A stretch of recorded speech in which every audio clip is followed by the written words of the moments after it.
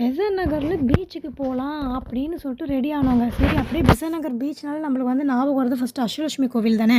So Ashtalakshmi கோவிலில் வந்து தரிசனம் பண்ணிவிட்டு அப்படியே பீச்சுக்கு போகலாம் அப்படின்றதுனால நாங்கள் வந்து உள்ளே போனால் எல்லாமே வந்து க்ளோஸ்டில் இருக்குது. இப்போ வந்து ஆல்ட்ரேஷன் நடந்துகிட்ருக்கு. அதாவது வந்து கோயிலே வந்து புதுப்பிச்சிருக்காங்க, ஃபுல்லாகவே கட்டிகிட்ருக்காங்க. அதனால் வந்து சாமி வந்து தரிசனம் வெறும் உற்சவர் மட்டும் தான் வச்சு தரிசனம் கொடுத்துட்ருக்காங்க. அதனால் உற்சவரை பார்த்துட்டு அப்படியே வெளியில் வந்தோம். என்னை வச்சு ஒன்னும் காமெடி கிமெடி பண்ணலையே. காமெடி பண்ணுறதுக்கு தான் இதை வீடியோ எடுக்கிறேன்றதை கண்டுபிடிச்சிருச்சு. அப்படியே பாருங்கள், நாங்கள் வந்து பின்னாடி பக்கமாக இந்த எல்லாம் பெயிண்ட்லாம் அடிச்சிட்ருக்காங்க இல்லையா, ஸோ அதெல்லாம் அப்படியே பார்த்துக்கிட்டே வந்து நாங்கள் வந்து பின்னாடி பக்கம் வந்தோம். அப்படியே பீச் வந்துருச்சு. பக்கத்துலேயே தானே பீச்சு. அஷ்டலட்சுமி கோவிலேருந்து இப்படி இறங்குனது இந்த பக்கமே பீச்சு தான்.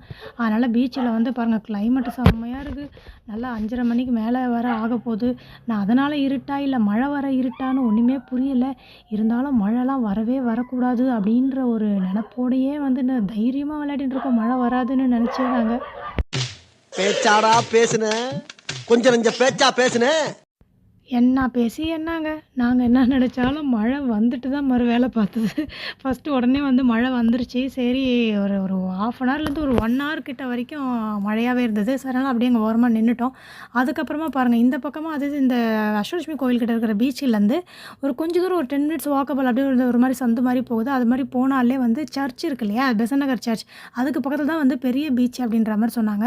அதாவது வந்து அது நல்லா கொஞ்சம் பெரிய பெரிய இதுவாக இருக்கும், கடலாம் நிறைய இருக்கும்னு சொன்னாங்க. ஸோ அப்படியே நாங்கள் வந்து அப்படியே நடந்து போக ஆரம்பிச்சிட்டோம் அந்த பக்கமாக.